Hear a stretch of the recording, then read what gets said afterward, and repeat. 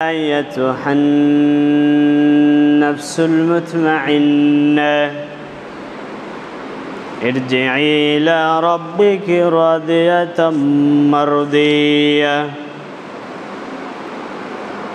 وقال تعالى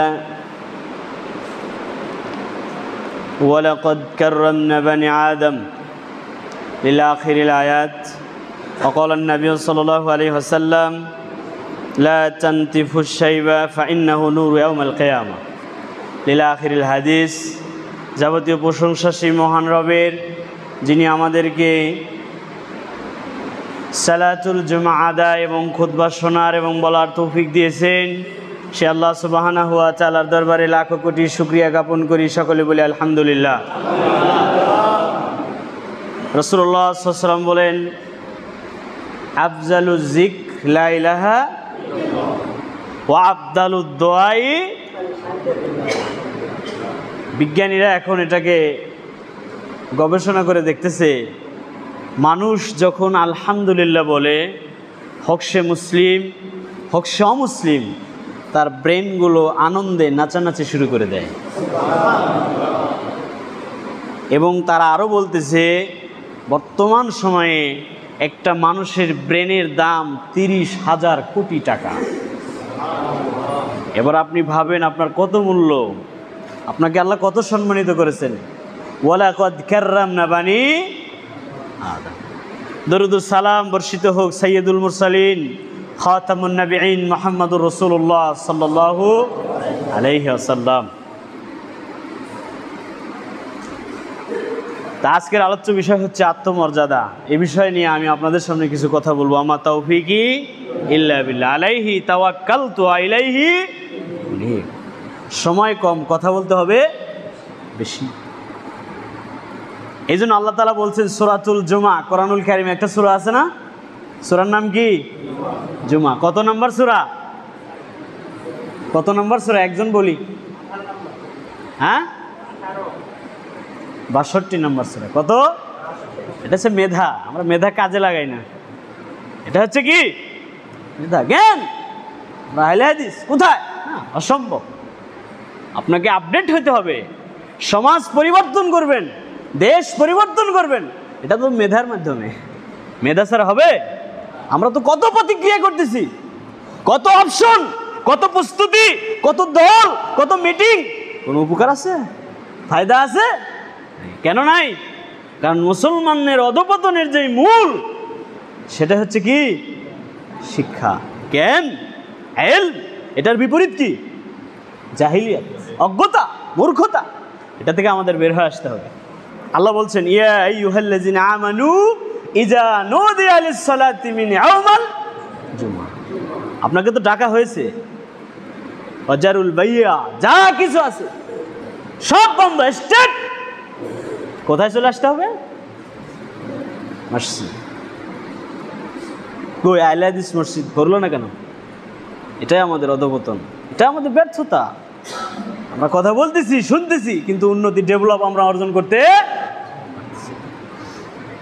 অথচ রাসূলুল্লাহ সাল্লাল্লাহু আলাইহি ওয়াসাল্লাম বলতেছেন, মান গাসসালা ইয়াউমাল জুমআ আগতাসিল ওয়া যাক্কারা ওয়া আবতাগরা মাসা ওয়া লাম ইয়ারকাব। যে ব্যক্তি জুমার দিন তাড়াতাড়ি গোসল করে, গাড়িতে নয় পায়ে হেঁটে মসজিদে গমন করে, অনাদা মিনাল ইমাম, ইমামের নিকটবর্তী বসে, ফাস্তামা, যা বলে ইমাম শ্রবণ করে, ওয়ালাম ইয়ালগু, অনর্থক কোনো কাজ করে না। রাসূলুল্লাহ সাল্লাল্লাহু আলাইহি ওয়াসাল্লাম বলেছেন, কানা লাহু বিকুল্লি খাতাতিন আমালিন সানাতিন আজর। ওই ব্যক্তির প্রতিদান হচ্ছে, প্রত্যেক একটা কদম দিলে 1000 এক বছরের নেকি লেখা হবে প্রত্যেক কদমে। কিসের নেকি? সিয়ামিহা ওয়া কিয়ামিহা। 1 বছর সিয়াম রাখলে যে নেকি, 1 বছর একটানা রাত্রিতে সালাত আদায় করলে যে নেকি। একজন মানুষ নিয়ত করেন তো, আপনি 1 বছর সিয়াম রাখবেন, পারা যাবে? এটা তো সত্য, সহিহ হাদিস। কিন্তু আপনি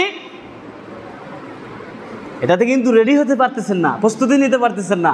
অথচ এটা অনায়াসে আপনাকে দেওয়া হচ্ছে, আপনার পরিশ্রম ছাড়াই কি দেওয়া হচ্ছে।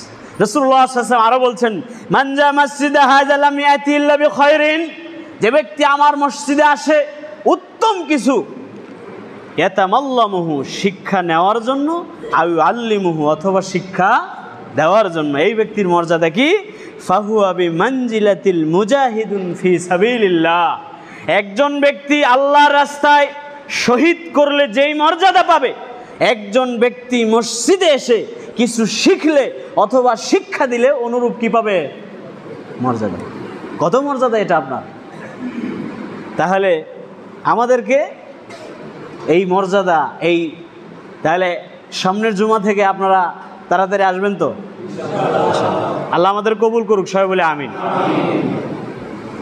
ইন্না ফি যালিকা লাযিকরা লিমান কানা লাহু কলবুন, এই কোরআনে তার জন্য উপদেশ রয়েছে, তার জন্যই সতর্কবাণী রয়েছে। আও আলকা সামা হুয়া শাহিদুন, যে ব্যক্তি উপস্থিত একটা অন্তর নিয়ে কথা চবরণ করবে, আমি যা বলবো আপনার হৃদয়ে, আপনার অন্তরে সেটাই গেঁথে নিতে হবে, এরকম একটা প্রস্তুতি, শাহিদান, উপস্থিত একটা অন্তর নিয়ে আপনাকে কথা শুনতে হবে, ঠিক কিনা? তাহলে আমি আর ভূমিকায় যাব না, যেটা বললাম, ওয়ালাকাদ কাররামনা বানি আদম, প্রত্যেকটা আদম সন্তানকে আল্লাহ কি দিয়েছেন? মর্যাদা দিয়েছেন, সম্মান দিয়েছেন। রাসূলুল্লাহ সাল্লাল্লাহু আলাইহি ওয়াসাল্লাম বলতেছেন, লা তানথিফু শাইবা, তোমরা পাকা চুল, পাকা দাড়ি এগুলো তুলে ফেলো না, এগুলো কি করো না? তুলে ফেলো না। ফাইন্নাহু নূরু ইয়াউমাল কিয়ামাত, নিশ্চয় আপনার পাকা চুল, পাকা দাড়ি এটা বিচারের মাঠে নূর তথা আলোকিত হয়ে যাবে। তা আলোকিত করা, এটা বন্ধ করা আবার সহজ। ইয়াকুনু কওমুন ফি আখিরিজ জামান দাজ্জালুনা কাজ্জাব, রাসূল সাল্লাল্লাহু আলাইহি ওয়াসাল্লাম অনেক কথা বলেছেন।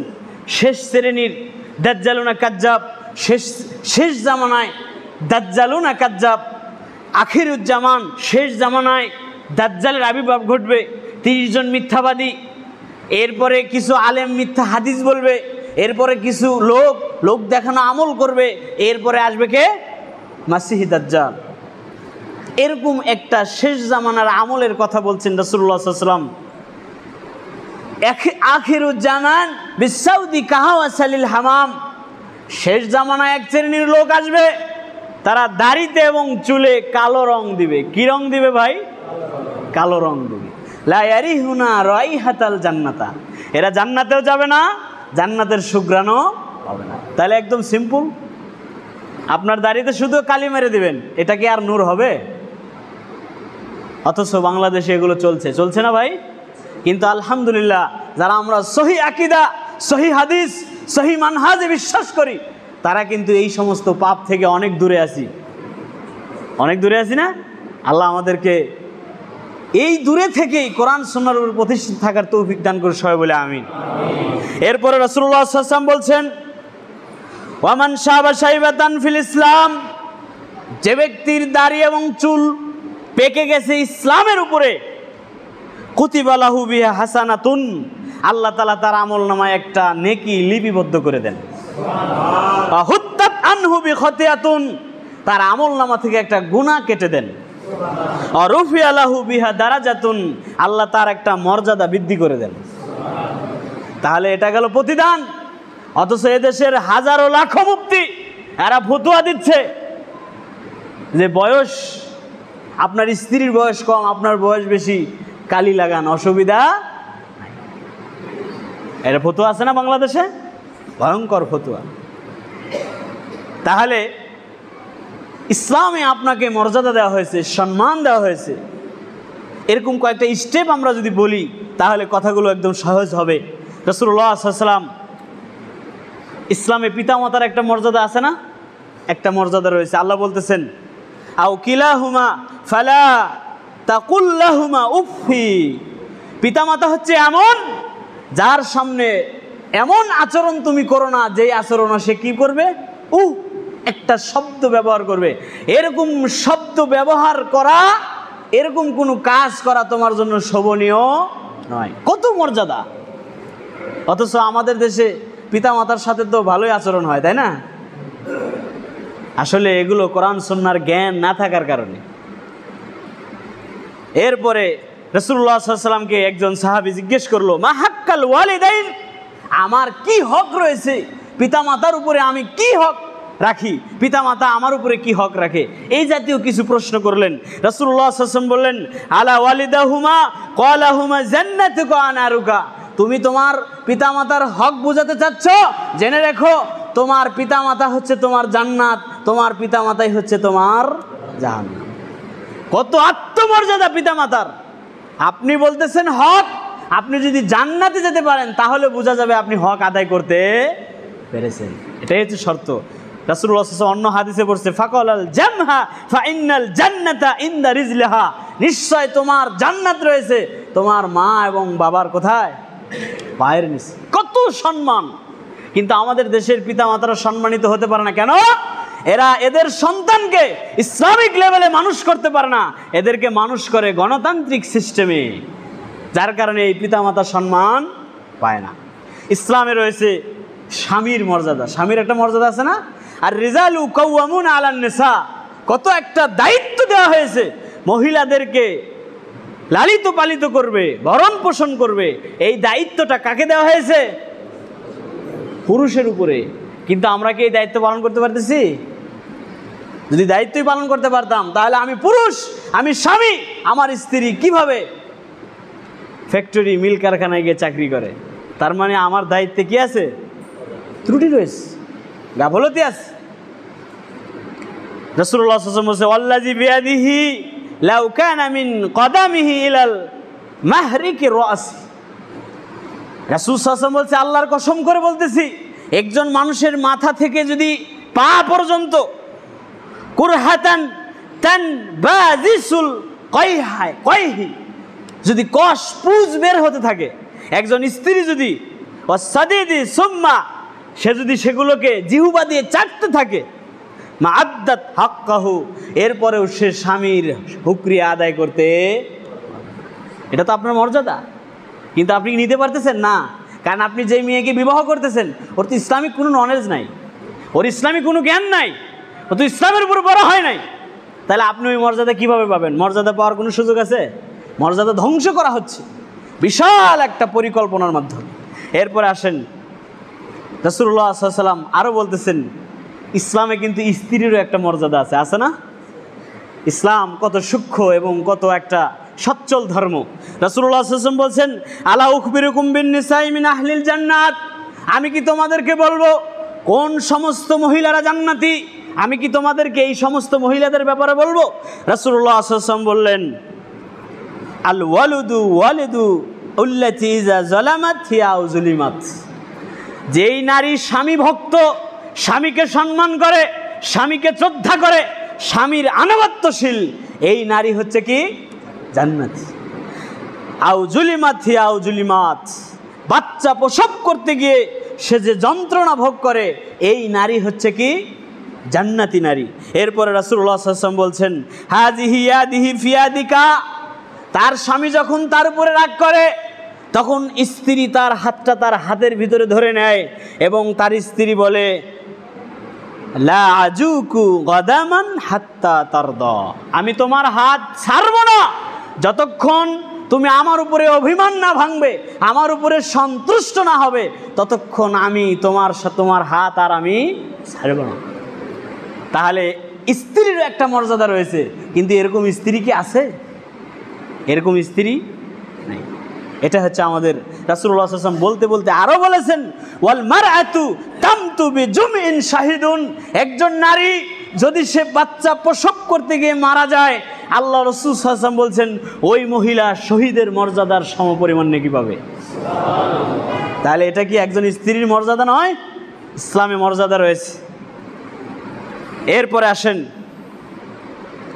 আমরা আরেকটু বুঝি, আপনি মর্যাদা তখন পাবেন, আপনার আত্মমর্যাদা তখন আপনি আনন্দ ভোগ করতে পারবেন যখন আপনি স্বাধীন থাকবেন। কি থাকবেন? আপনার আত্মমর্যাদা আপনি পান না কেন? কারণ বাংলাদেশের মুসলমান আমরা স্বাধীনতা আছে আমাদের? স্বাধীনতা নাই। এই জন্য আল্লাহ তাআলা বলতেছেন লা উকসিমু বিহাযাল বালাদ, হে মুহাম্মদ সাল্লাল্লাহু আলাইহি সাল্লাম, তোমার জন্য এই নগরীকে উন্মুক্ত করে দেওয়া হলো, দাসত্ব মুক্ত করে দেওয়া হলো। আপনারা জানেন সেই যুগে মক্কার মুশরিকরা দাসপ্রথা ছিল না, মানুষকে দাস হিসেবে কিনতো। ইসলামে এরকম অসংখ্য ইবাদত রয়েছে যে ইবাদতের কাফফারা হচ্ছে আপনি দাসকে কি করে দিবেন, মুক্তি করে দিবেন। আমি বিস্তারিত আপনাদেরকে বলতে পারবো না, শুধু একটা হাদিস বলবো। রাসূলুল্লাহ সাল্লাল্লাহু আলাইহি ওয়াসাল্লাম একজন দাসীর ব্যাপারে বলতেছে, সুনানুন নাসাই 1221 নম্বর হাদিস। রাসূল সাল্লাল্লাহু আলাইহি ওয়াসাল্লাম একজন জারিয়া ছোট্ট বাচ্চাকে তার সামনে আনা হলো, রাসূল সাল্লাল্লাহু আলাইহি ওয়াসাল্লাম তাকে মুক্ত করে দিবেন। রাসূল সাল্লাল্লাহু আলাইহি ওয়াসাল্লাম মুক্ত করার আগে তাকে কয়েকটা প্রশ্ন করলেন।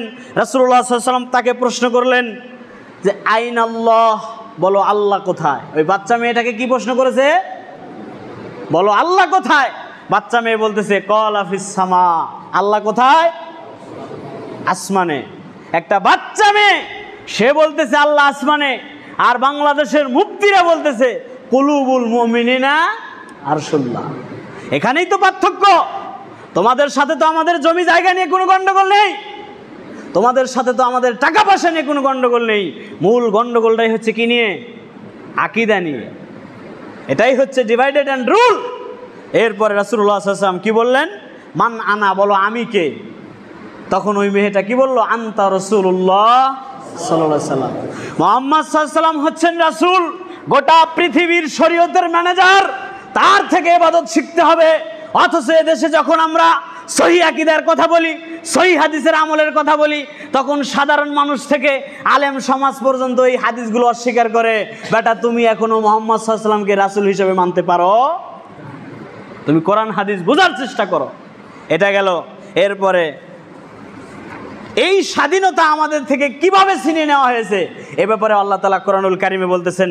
আল্লাহ তাআলা বলতেছেন স্বাধীনতা তখন একটা দেশ থেকে ছিনিয়ে নেওয়া হয় যখন ওই দেশে কাফের মুশরিকদের আচরণ চরিত্র মুসলমানেরা গ্রহণ করবে, তখন মুসলমানেরা কি হয়ে যাবে, ধ্বংস হয়ে যাবে। আজকে বাংলাদেশে গণতন্ত্রের মিছিল করতেছো তোমরা, কিন্তু আল্লাহ তাআলা সেই যুগেই মুহাম্মদ সাল্লাল্লাহু আলাইহি সাল্লামকে গণতন্ত্রের বিপরীতে ইসলামী খেলাফতের শাসন ব্যবস্থা দিয়েছেন। যতদিন আপনি ব্রিটিশের গোলামি, ব্রিটিশের গণতন্ত্রের দাসত্ব থেকে বের না হবেন, ততদিন আপনি ইসলামী রাষ্ট্র পাবেন না। আপনার দাড়ি টুপি যতই থাক, মক্কায় আপনি যতই হজ করেন, ইসলামী রুল এটা যতক্ষণ না মানবেন ততক্ষণ আল্লাহর পক্ষ থেকে আপনি ক্ষমতা পাবেন না। কেন? এটা হচ্ছে কাফেরদের কালচার। এই কালচারের কারণেই গোটা বাংলাদেশে মুসলমান দলে দলে ডিভাইডেড হয়ে যাচ্ছে, ঐক্যবদ্ধ হওয়ার কোনো সুযোগ নাই। এই জন্য আল্লাহ বলছেন লা ইয়াগুররান্নাকুম তাকাল্লাবুল্লাযিনা কাফারু বিল বিলাদ, অবশ্যই কাফের দেশের চরিত্র আচরণ, তাদের নিয়ম নীতি যেন তোমাদেরকে কিনা করে, ধ্বংস করে না ফেলে। আজকে সেলুনে যান, সেলুনে গিয়ে দেখবেন সমস্ত চুল কাটার মডেল এগুলো কাদের, এগুলো কাদের, কাফের মুশরিকদের, মেসি নেইমারের।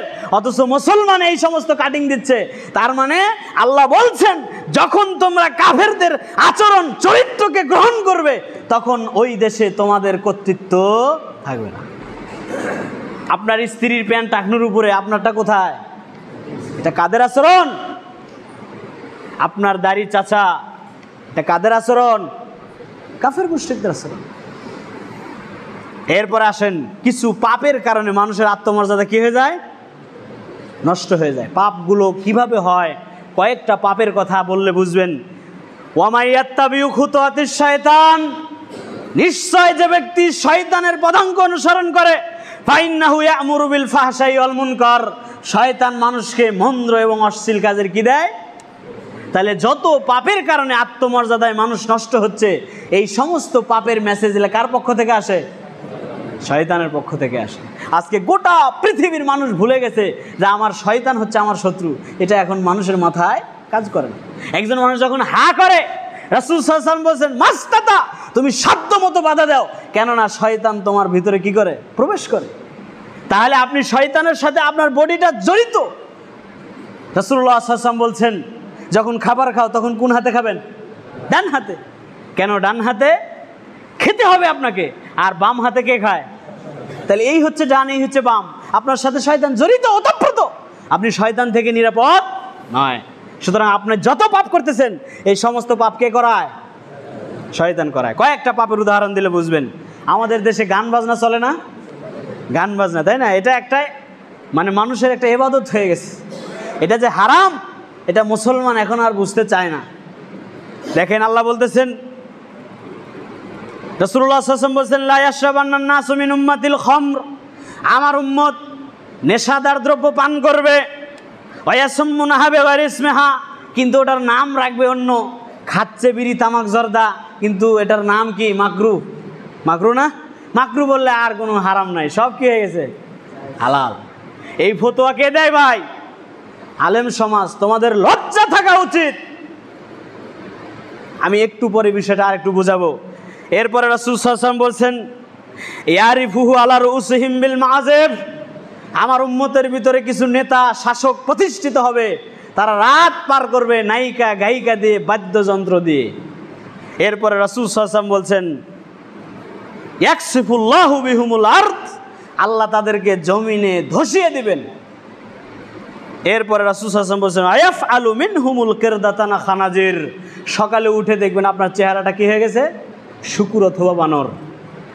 তাহলে এটা কি আপনার আত্মমর্যাদা? আপনার চেহারাটা যদি শূকর আর বানর হয়, এটা কি আপনার আত্মমর্যাদা? তাহলে গান বাজনার মাধ্যমে শয়তান মানুষকে তার যে আত্মমর্যাদা রয়েছে এটা কি করতেছে? নষ্ট করতেছে। এরপর আর একটা পাপ দেখেন, জিনার মাধ্যমে মানুষের আত্মমর্যাদা কি হয়ে যায়? নষ্ট হয়ে যায়। আল্লাহ বলছেন, ওয়ালা তাকরাবুজ জিনা ইন্নাহু কানা ফাহিশাতান ওয়া সা সাবিলা, তোমরা জেনার ধারে কাছেও যেও না, নিশ্চয় এটা হচ্ছে কি পাপ? অশ্লীল পাপ। এবার বলেন তো অশ্লীল পাপ কে করায়? তাহলে আপনি যান চান্দরা, যান বিভিন্ন জায়গায় গিয়ে দেখেন জেনার কাঠ পরে আছে, বৃষ্টির মতো কাঠ পরে আছে। কেন পরে আছে? আপনার গণতন্ত্র প্রতিষ্ঠিত থাকার কারণে পরে আছে। যদি বাংলাদেশে ইসলামী খেলাফত থাকতো তাহলে জেনার কোনো রুম, জেনার কোনো ফ্যাক্টরি, জেনার কোনো প্রসেসিং বাংলাদেশে তৈরি করার কোনো সুযোগ ছিল? তা আপনি গণতন্ত্রের পিছিয়ে ছুটলেন কেন?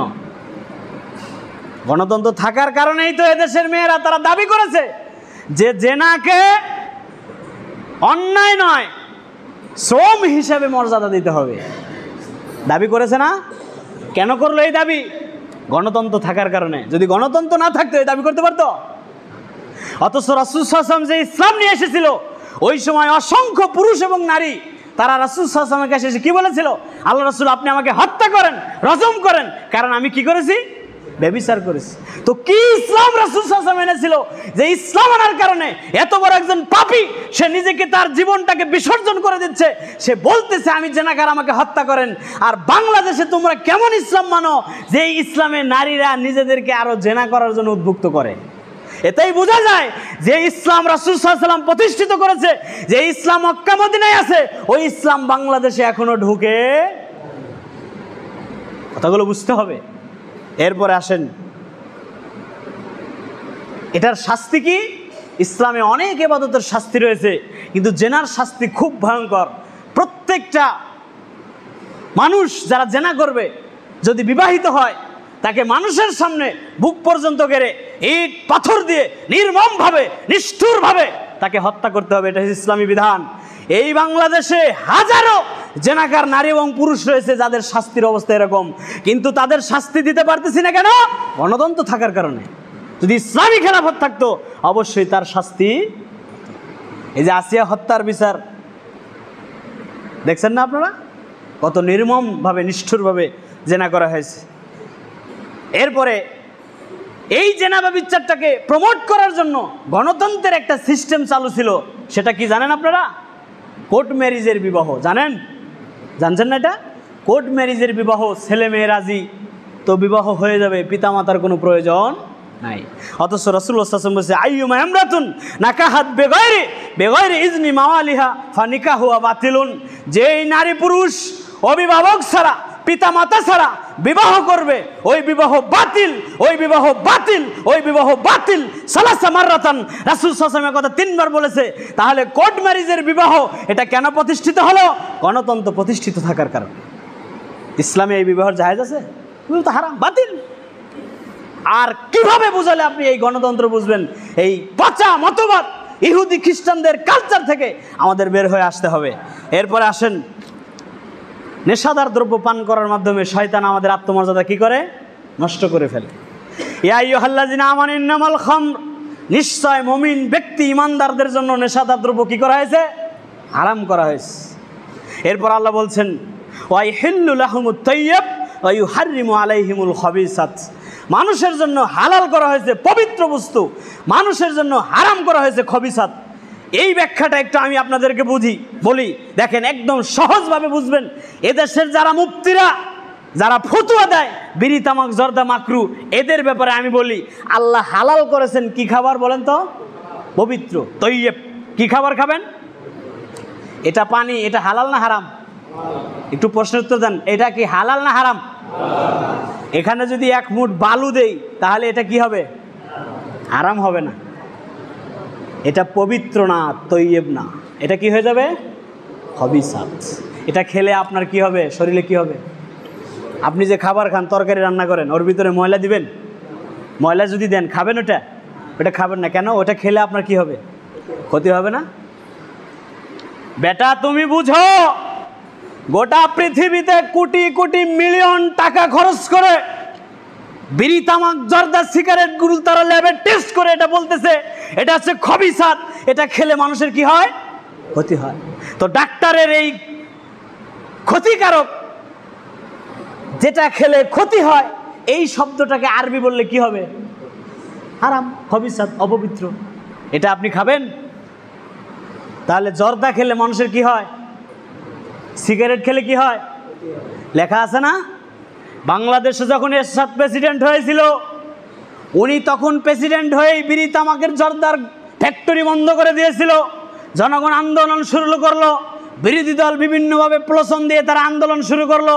প্রেসিডেন্ট এরশাদ এটাকে বাংলাদেশ পরিস্থিতি সামাল দেওয়ার জন্য এটাকে তিনি বলল, ঠিক আছে তোমরা বিড়ি তামাক সিগারেট জর্দাগুলো বেচো, তবে এটার গায়ে লিখে দাও ধূমপান স্বাস্থ্যের জন্য ক্ষতিকর। এরপরে তিনি টাকা খরচ করে রাস্তার মোড়ে মোড়ে ব্যানার লিখলেন, সেখানে তিনি লিখলেন, কি লিখলেন? ধূমপান স্বাস্থ্যের জন্য কি ক্ষতিকর। বিড়ি খাবি খা, মারা যাবি যা, সংবিধিবদ্ধ সতর্কীকরণ, ধূমপান স্বাস্থ্যের জন্য ক্ষতিকর। বেটা প্রেসিডেন্টের স্বার্থ মুফতি ছিল না, অথচ সে কোরআন হাদিস বুঝলো, আর তুমি মুফতি হয়েও কোরআন হাদিস তোমার মাথায় ঢুকে না। তুমি দিন রাত দরজা চাপাও। বেটা তুমি তওবা করো। এই হারাম খাবার দেখেন। এরপরে রাসূল সাল্লাল্লাহু আলাইহি ওয়াসাল্লাম বলছেন, ইন্না আল্লাহি আদান লিমান শারিবাল মুসকিরু আই ইয়াসকিয়াহুল্লাহু মিন তিনাতে খাবাল। নিশ্চয় আল্লাহ তাআলা একটা ওয়াদা করেছেন, নিশ্চয় আল্লাহ একটা অঙ্গীকার করেছেন, যারা নেশাদার দ্রব্য পান করবে, বিড়ি তামাক জর্দা সিগারেট গুল খাবে, রাসূল সাল্লাল্লাহু আলাইহি ওয়াসাল্লাম বলতেছেন বিচারের মাঠে আল্লাহ তাআলা এদেরকে তিনাতে খাবাল খাওয়াবেন। সাহাবায়ে কেরাম বুঝতে পারলো না, ওমান তিনাতে খাবাল, হে আল্লাহ রাসূল তিনাতে খাবাল কি? রাসূল সাল্লাল্লাহু আলাইহি ওয়াসাল্লাম বললেন, আও আরাকু আহলিন নার আও উসারাতু আহলিন নার, জাহান্নামীদের ঘাম এবং রক্ত এবং পুজ। একজন মানুষ পচে গেলে কত বিশ্রী দুর্গন্ধ হয়, এরকম এক গ্লাস শরবত যদি আপনাকে দেয়, আপনি এটা খাবেন? তাহলে এটার মাধ্যমে আপনার আত্মমর্যাদা কি হয়ে গেল? এখন যদি আপনাকে আমি টয়লেটের এক গ্লাস মল দেই, এটা দিলে আমাকে কি বলবেন? সবাই আমার বিরুদ্ধে লাগবেন না? আর উনার যে আমি আত্মমর্যাদা নষ্ট করলাম, এটার জন্য উনি আমার বিরুদ্ধে কি করবে? মানহানি মামলা দায়ের করবে। এরপরে আরো কত সূক্ষ্ম দেখেন। এরপরে রাসূলুল্লাহ সাল্লাল্লাহু আলাইহি ওয়াসাল্লাম বলছেন, ইয়াকুলুল খামরু উম্মুল ফাওয়াহিশ, অশ্লীলতার দিক দিয়ে নেশাদার দ্রব্য এটা হচ্ছে সবচেয়ে বড় অশ্লীলতা। আকবারুল কাবায়ের, পাপের জগতে যত পাপ রয়েছে তার ভিতরে এটা একটা পাপ। এরপরে রাসূল সাল্লাল্লাহু আলাইহি ওয়াসাল্লাম বলছেন, মান শারিবাহা, যে ব্যক্তি নেশাদার দ্রব্য পান করে, ওয়াকালা উম্মিহি, সে তার মায়ের সাথে জেনা করে, ওয়া খালাতিহি, সে তার খালার সাথে জেনা করে, ওয়া আম্মাতিহি, সে তার ফুপুর সাথে জেনা করে। এবার আপনি বলেন, একটা সুস্থ মানুষ তার মায়ের সাথে জেনা করতে পারে? আর কোনো মানুষ যদি তার মায়ের সাথে জেনা করে, ওর আত্মমর্যাদা আছে? এভাবে শয়তান আমাদেরকে দেখেন, গোটা বাংলাদেশ এখন এভাবে কি হয়ে গেছে? পাপে ভরপুর হয়ে গেছে। তো টাইম সীমিত, যার কারণে আমি এই কথাটা বাদ দিয়ে এখানে আমি 3টা মর্যাদার কথা বলবো। কয়টা মর্যাদা? 3টা মর্যাদার কথা বলবো। যেই মর্যাদা যদি আপনি রক্ষা করতে পারেন তাহলে আপনি জান্নাতে যেতে পারবেন। 3টা মর্যাদা যদি রক্ষা করতে না পারেন, দুনিয়াতে অপমানিত হবেন, মরার পর অপমানিত হবেন। আল্লাযিনা আমানু ওয়া লাম ইয়ালবিসু ঈমানাহুম বিজুলমিন, আল্লাহ বলছেন যারা ঈমানদার, ঈমান এনেছে, তারা কখনো আমি আল্লাহর সাথে জুলুম স্থাপন করবে। প্রথম পয়েন্টটা কি? আল্লাহর সাথে কি করা? জুলুমটা কি? লা তুশরিকু বিল্লাহ ইন্নাশ শিরকা লা যুলমুন আযীম। জুলুমটা কি ভাই? শিরক। জুলুমটা কি? বাংলাদেশে অসংখ্য আপনি দেখবেন শিরকের আকীদা, শিরকের বই তারা শুধু মুখে বলে না, এগুলো লিখিত আকারে বই হিসেবে সমাজে তারা ছেড়ে দিয়েছে। অসংখ্য পীরের বই পড়বেন, অসংখ্য এরকম বাংলাদেশে আকীদা পড়বেন, যে সমস্ত বই পড়লেই দেখবেন যে এখানে শিরক রয়েছে।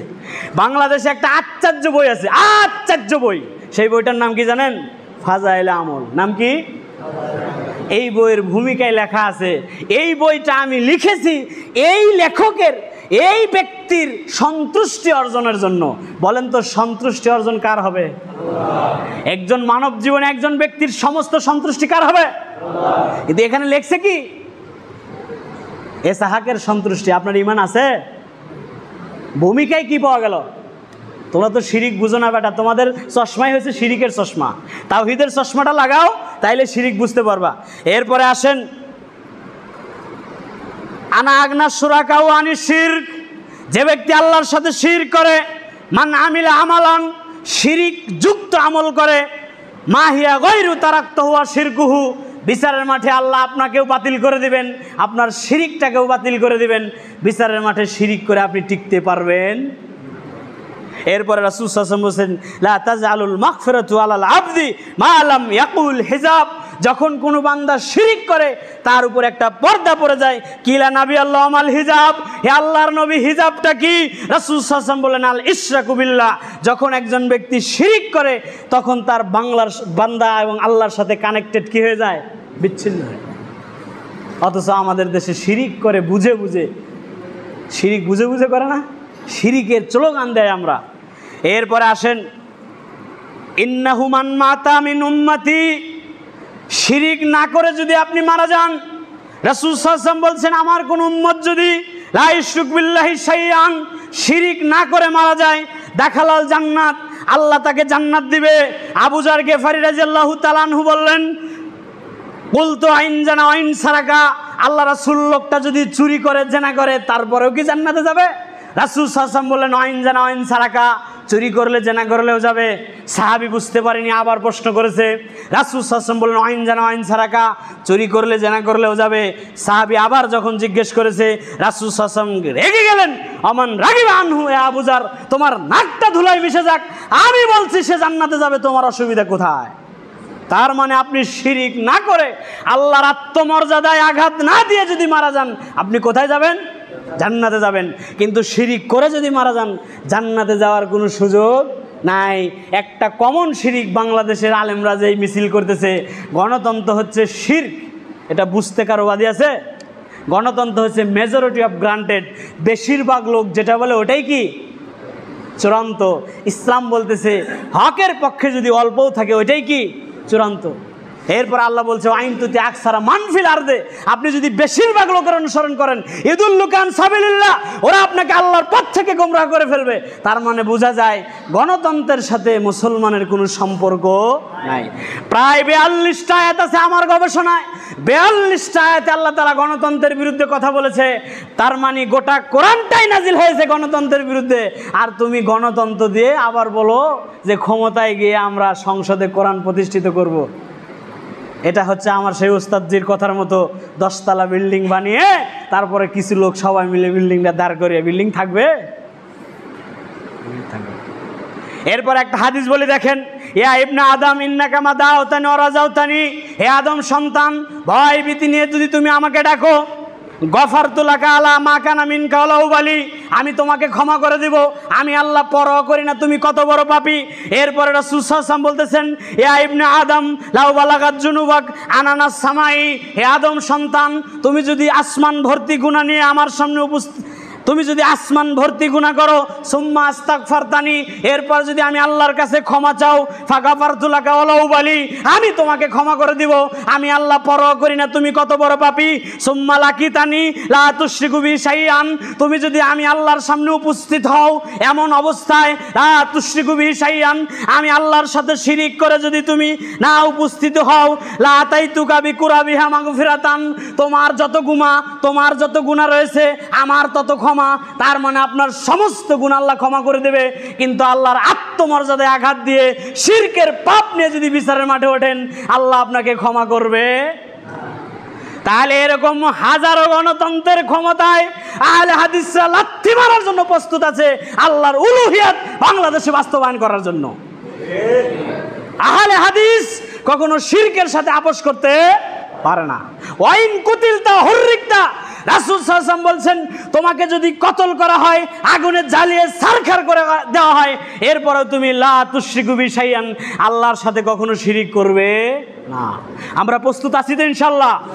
যে কোনো মুহূর্তে, যে কোনো বিষয়ে, যে কোনো সময় তাওহীদের উপরে মৃত্যুবরণ করব, শিরকের সাথে আমাদের কোনো আপোষ হবে না। জীবন চলে যেতে পারে, শিরকের সাথে আমরা কখনো আপোষ হব। আল্লাহ আমাদের কবুল করুক, সবাই বলে আমিন। দ্বিতীয় যে পয়েন্টটা বলবো সেটা হচ্ছে রাসূলুল্লাহ সাল্লাল্লাহু আলাইহি ওয়াসাল্লামের আত্মমর্যাদা। ওমা আতাকুমুর রাসূল ফাকুযুহু ওয়া মানাহাকুম, মুহাম্মদ সাল্লাল্লাহু আলাইহি ওয়াসাল্লাম যা দিয়েছে হুবহু আপনাকে সেটাই নিতে হবে। মুহাম্মদ সাল্লাল্লাহু আলাইহি ওয়াসাল্লাম যেটা দেয় নাই সেটা থেকে কি থাকতে হবে? বিরত থাকতে হবে। রাসূল সাল্লাল্লাহু আলাইহি ওয়াসাল্লাম যেটা দিয়েছে সেটা হচ্ছে সুন্নত, এই সুন্নতের বিপরীত সেটা কি? বেদাত। মুসলমান আহলে হাদিস কখনো বেদাতের সাথে আপোষ করতে পারে না। আমি কয়েকটা কথা বলবো, দেখেন। ইন্নাল্লাহ হাজাবা তাওবাতান কুল্লু সাহিবি বিদআতিন, যে ব্যক্তি বেদাত করে, বেদাতির তওবার মাঝে এবং বেদাতির মাঝে আল্লাহ তাআলা কি দিয়ে দেন? পর্দা দিয়ে দেন। বেদাত করো আর ইবাদত করো, তোমার ইবাদত কবুল হবে না। তুমি কোরআন হাদিস বোঝার চেষ্টা করে, এটা আমার কথা নয়। এরপরে আসেন, আমি দুইটা হাদিস বলে এই বিষয়টা বলবো। ফামান্না হাদাসান আওয়া মুহদ্দিসান, যে ব্যক্তি কোনো বেদাতিকে সম্মান করে অথবা বেদাতিকে আশ্রয় দেয়, ফালাইহি লানাতুল্লাহি ওয়াল মালাইকাতিহি ওয়ান নাসি আজমাইন, বেদাতি তুমি অভিশপ্ত, তোমার উপরে অভিশাপ করে, ফেরেশতারা অভিশাপ করে এবং ওয়ান নাসি আজমাইন, পৃথিবীর যত মানুষ অভিশাপ করলে অভিশাপের যে পাওয়ার হবে, এই পাওয়ারটা একটা বেদাতির উপরে বর্তায়। এটা আমার কথা না, এটা কে বলেছেন? মুহাম্মদ সাল্লাল্লাহু আলাইহি ওয়াসাল্লাম। এরপরে রাসূল সাল্লাল্লাহু আলাইহি ওয়াসাল্লাম লা তুকবালু মিনহু সারফুন আলা আদল, বেদাতির কোনো ফরজ এবং নফল ইবাদত কবুল। বেটা তুমি 20 রাকাত কেন 120 রাকাত পড়ো, তোমার ওই ইবাদত কবুল হবে না। যতক্ষণ সুন্নতি পন্থা ইবাদত না করবেন, ইবাদত কখনো কবুল হবে না। এরপরে আসেন, আমি আরেকটা হাদিস বলি। ইন্নী ফারাতকুম আলাল হাউজ মান মাররা আলাইয়া শারিবা ওয়া মান শারিবা লাম আজমা ফিহা আবাদান, মুহাম্মদ সাল্লাল্লাহু আলাইহি ওয়াসাল্লাম বলছেন, আমি আগেই চলে যাব হাউজের কাছে, আমি তোমাদেরকে পানি পান করানোর জন্য, অভ্যর্থনা জানানোর জন্য আমি উপস্থিত হয়ে যাব। এরপরে রাসূল সাল্লাল্লাহু আলাইহি ওয়াসাল্লাম বলছেন, লা ইয়ারিদান্না আলাইয়া কম, এই মুহূর্তে আমার সামনে অনেকগুলো দল চলে আসবে, আরিফুনাহুম ওয়া ইয়ারিফুনানি, আমি তাদেরকে চিনব, তারা আমাদেরকে চিনবে, সুম্মা ইউহালি বাইনি ওয়া বাইনাহুম, এবং বেদাতির মাঝে, ওই সমস্ত দলের মাঝে এবং আমার মাঝে একটা পর্দা দেওয়া হবে। ফায়াকুলু ইন্নাহুম মিন্নি, রাসূল সাল্লাল্লাহু আলাইহি ওয়াসাল্লাম তখন বলবে, কেন পর্দা দেওয়া হলো? এরা তো আমার উম্মত। তখন ফায়াকুলু ইন্নাকা লা হাদাসু ফায়াকুলু ইন্নাকা লা তাহদাদু আহদাসু বা'দাক, তখন তাদেরকে ফেরেশতারা বলবে, হে মুহাম্মদ সাল্লাল্লাহু আলাইহি ওয়াসাল্লাম, তুমি যখন পৃথিবী থেকে চলে এসেছিলে তখন এরা তোমার নামে, তোমার শরীয়তে অসংখ্য ইবাদত চালু করেছিল। মুহাম্মদ সাল্লাল্লাহু আলাইহি ওয়াসাল্লাম ফায়াকুলু সৌখান লেমান গায়রাবাদ, সেই দিন বেদাতিকে মুহাম্মদ সাল্লাল্লাহু আলাইহি ওয়াসাল্লাম তাড়িয়ে দিবে, বেটা আজকে তুমি গোবিন্দগঞ্জ, গাইবান্ধা গোবিন্দগঞ্জ আহলে হাদিস মসজিদ ভেঙে দিয়েছো, আমি তোমাদেরকে বলি আজকে মসজিদ ভেঙে দিয়েছো, বিচারের মাঠে মুহাম্মদ সাল্লাল্লাহু আলাইহি ওয়াসাল্লাম তোমার মতো বেদাতিকে দূর করে দিবে। সেই দিন তোমার কত ক্ষমতা আছে সেই দিন দেখায়ও। ওই দিন তুমি আজকে 8 রাকাত তারাবি পড়ার কারণে অসংখ্য মুসলমানকে মসজিদ থেকে বের করে দেওয়া হয়, জোরে আমিন বলার কারণে বের করা হয়, রফুল দান করার কারণে বের করা হয়, বুকে হাত বাড়ার কারণে বের দেওয়া হয়। তুমি ওই দিন মুহাম্মদ সাল্লাল্লাহু আলাইহি ওয়াসাল্লামের সামনে দাঁড়িয়ে মুহাম্মদ সাল্লাল্লাহু আলাইহি ওয়াসাল্লামের সাথে যুদ্ধ করো, তোমার বেদাতি, ওই বেদাতির কোনো কায়দা কৌশল ওই দিন বিচারের মাঠে টিকবে না। সুতরাং তোমাকে আমি ভাই বন্ধু হিসেবে মেসেজ দিয়ে গেলাম, বেদাত থেকে ফিরে আসো। দ্বিতীয় যেই চ্যাপ্টারটা আমি বলবো সেটা হচ্ছে ইসলামের আত্মমর্যাদা। ইন্নাদ্দিন ইনদাল্লাহিল ইসলাম, আল্লাহর কাছে একমাত্র মনোনীত দিন, বিধান, জীবন ব্যবস্থা সেটা কি? সেটা কি জামাত ইসলাম, খেলাফত ইসলাম, হেফাজত ইসলাম? তোমার যদি সাহস থাকে বেটা, কোরআনের আয়াত সূরা আল ইমরান 3 নম্বর আয়াত তুমি এখানে লেখো, জামাত ইসলাম লেখো, লেখার সুযোগ আছে।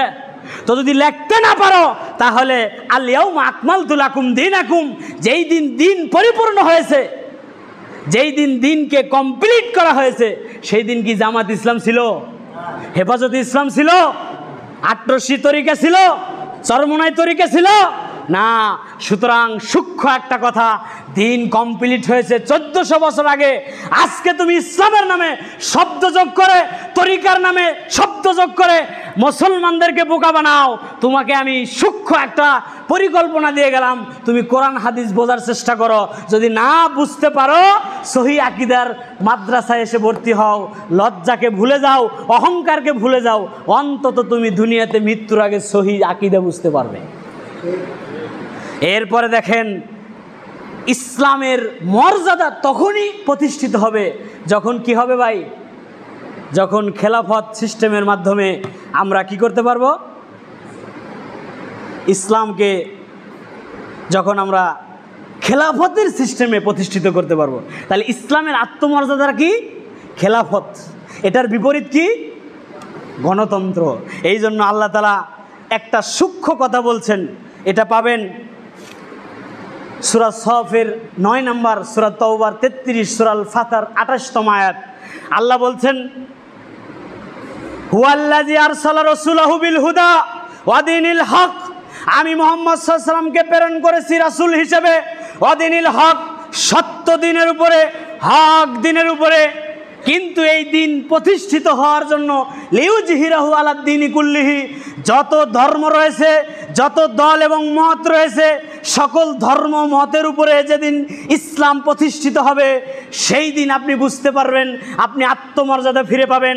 ইসলাম যতদিন প্রতিষ্ঠিত না হবে, গণতন্ত্রের মাধ্যমে আপনি ন্যূনতম আত্মমর্যাদা পাবেন না। আর এই ইসলাম প্রতিষ্ঠিত অপছন্দ করে, সেটাই হচ্ছে ওয়ালাউ কারিহাল মুশরিকুন। ইসলাম প্রতিষ্ঠিত হতে অপছন্দ করে কারা? মুশরিকরা। এবার বাংলাদেশে একটা কমন প্রশ্ন দেখেন, বাংলাদেশে যারা জামাত ইসলাম করে, এদের রুকুন হচ্ছে হিন্দু। এদের রুকুন কি? হিন্দু রুকুন। বেটা, তুমি অমুসলিমকে রুকুন তৈরি করে ইসলাম প্রতিষ্ঠিত করতে চাও। মুহাম্মদ সাল্লাল্লাহু আলাইহি ওয়াসাল্লামকে আল্লাহ বলছেন, আমি যে ইসলাম দিয়েছি এটা হিন্দু, মুশরিক, খ্রিস্টান, ইহুদি, পৃথিবীতে মুসলমান বাদে যত ধর্ম রয়েছে সবাই কি করবে?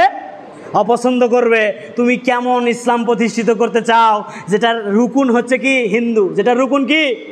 তোমরা মুসলমানের সাথে ঐক্য হতে পারো না, হিন্দুর সাথে ঐক্য হয়ে সংশোধনে গীতা, বাইবেল আর কোরআন পাঠ করবে। বেটা, আমাদেরকে বোকা বানানোর সুযোগ নাই। এই জন্য আমি বলি, অসংখ্য আহলে হাদিসও এখন এই বিভিন্ন সেকুলার দলের ভিতরে ঢুকে গেছে। এখান থেকে আপনাকে বের হয়ে আসতে হবে। আল্লাহ আমাদেরকে কথাগুলো মেনে আমি সহ সবাইকে উপকৃত হওয়ার তৌফিক দান করুন। সবাই বলি আমিন। সুবহানাকাল্লাহুম্মা বিহামদিকা আশহাদু আল্লা ইলাহা ইল্লা আনতা আস্তাগফিরুকা ওয়া আতুবু ইলাইক। আকুলু কাওলি হাযা আস্তাগফিরুল্লাহ লি ওয়া লাকুম ওয়া লিসাইরিল মুসলিমিন ফাস্তাগফিরুহু ইন্নাহু হুয়াল গফুর।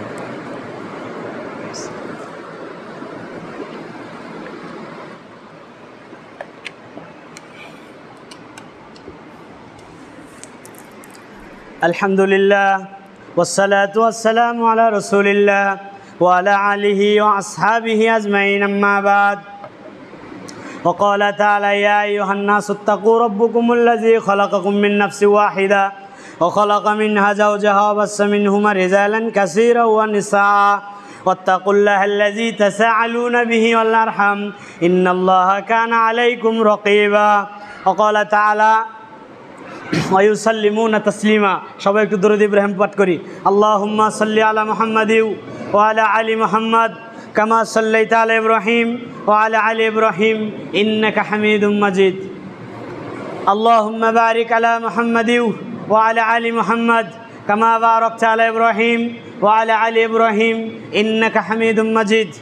হে আল্লাহ, আমরা যারা অসুস্থ আপনি আমাদেরকে শেফা দান করেন। হে আল্লাহ, আমরা যারা ঋণগ্রস্ত আপনি আমাদেরকে ঋণ মুক্ত হওয়ার তৌফিক দান করেন। হে আল্লাহ, আমরা যারা সুদী জীবনযাপনে জড়িত আছি আপনি আমাদেরকে সুদ মুক্ত ইসলামী জাকাত ভিত্তিক জীবন ব্যবস্থার তৌফিক দান করে দেন। হে আল্লাহ, বাংলাদেশে একজন সূক্ষ্ম শাসক আপনি প্রতিষ্ঠিত করেন, যার মাধ্যমে আমরা আত্মমর্যাদা, সাধারণ জনগণ হিসেবে মর্যাদা পাবো, এই তৌফিক আপনি আমাদেরকে দান করেন। হে আল্লাহ, বাংলাদেশে আমরা সহিহ আকীদার যারা আলেমে মত পার্থক্য রয়েছে সকল মত পার্থক্য ভুলে এক পতাকা তলে আমরা যেন ইসলামের আন্দোলন করতে পারি, এই তৌফিক তুমি দান করে দাও। হে আল্লাহ, আমাদের অনেক শায়েখ অসুস্থ, আল্লাহ আপনি তাদেরকে সুস্থতা দান করে দেন। হে আল্লাহ, আমাদের ভিতরে যে সংকীর্ণতা রয়েছে এই সংকীর্ণতা আপনি দূর করে দেন। হে আল্লাহ, বাংলাদেশে যারা আমাদের মসজিদ ভাঙতেছে আল্লাহ আপনি তাদেরকে সঠিক বুঝ দান করেন। হে আল্লাহ, যাদের নির্যাতন অত্যাচারে আমরা জর্জরিত হয়েছি, এরকম শাসক, এরকম জালেম, এরকম প্রতারক যেন আপনি আমাদের উপর আর চাপিয়ে না দেন। আল্লাহ আপনি আমাদেরকে এখানে ইহসান এবং দয়া করেন, সবাই বলে আমিন। সুবহানাকাল্লাহুম্মা ওয়া বিহামদিকা আশহাদু আল্লা ইলাহা ইল্লা আনতা আস্তাগফিরুকা ওয়া আতুবু